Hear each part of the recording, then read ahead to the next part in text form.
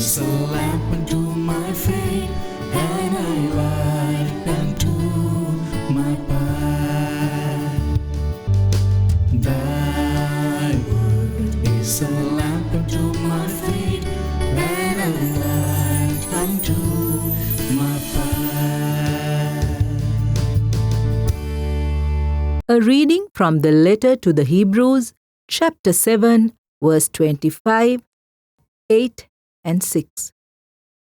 Jesus is always able to save those who approach God through him, since he lives forever to make intercession for them.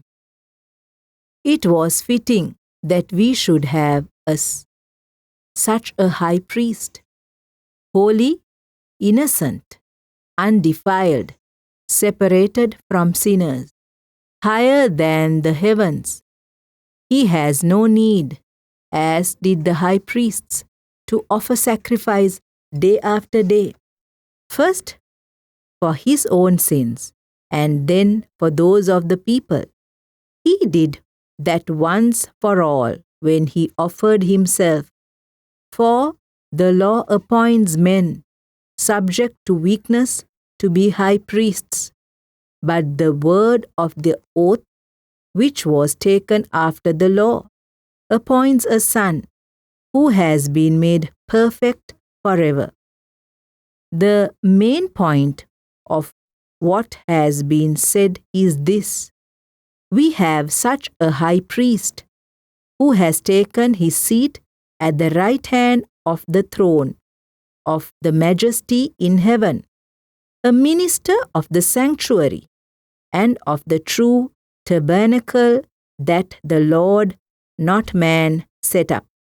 Now, every high priest is appointed to offer gifts and sacrifices. Thus, the necessity for this one also to have something to offer. If then he were on earth, he would not be a priest, since there are those who offer gifts according to the law. They worship in a copy and shadow of the heavenly sanctuary, as Moses was warned when he was about to erect the tabernacle.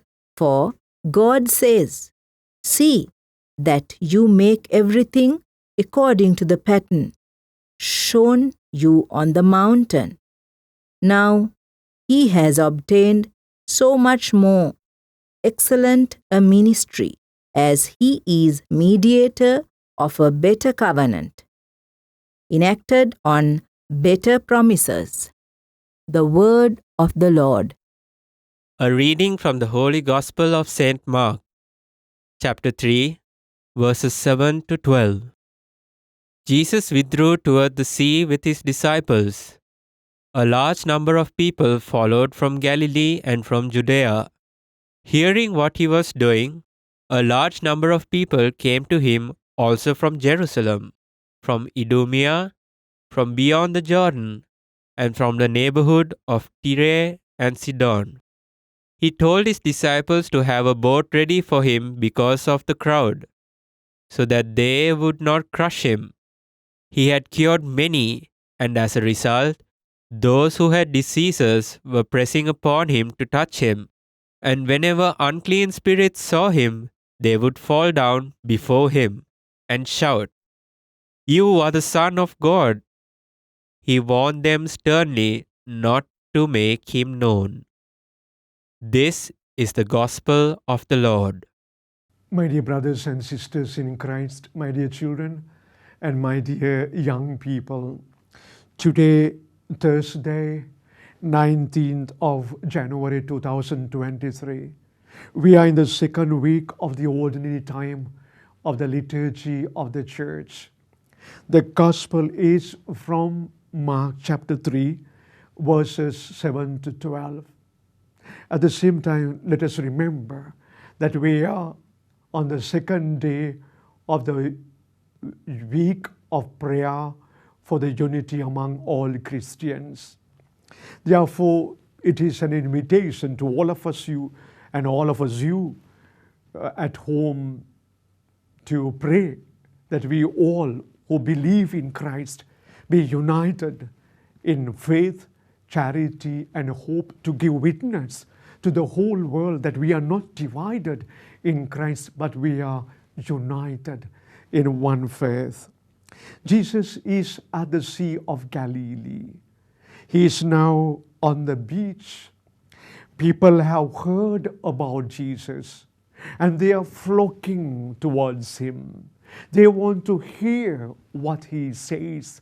They want to see what Jesus performs.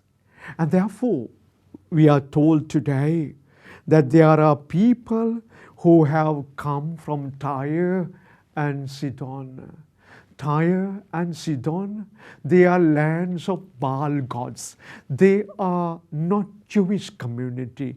They are not of the Jewish tradition. They are not believing in one supreme God, but they have different gods. They are far away from true God. They are believing in numerous gods, and we call them Baal gods, but still for all. Now they have left behind their Baal gods. They have left behind their own territory.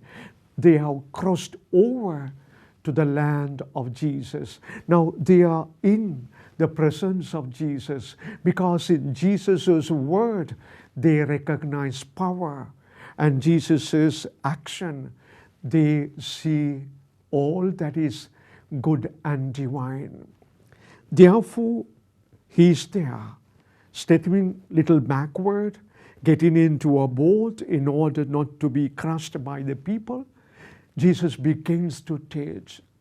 We presume and we believe that it is the boat of Peter, later on, which becomes the chair of Peter in the tradition of the church. Jesus teaches, and his teaching goes to everyone. And the people have come from all over. And what about us?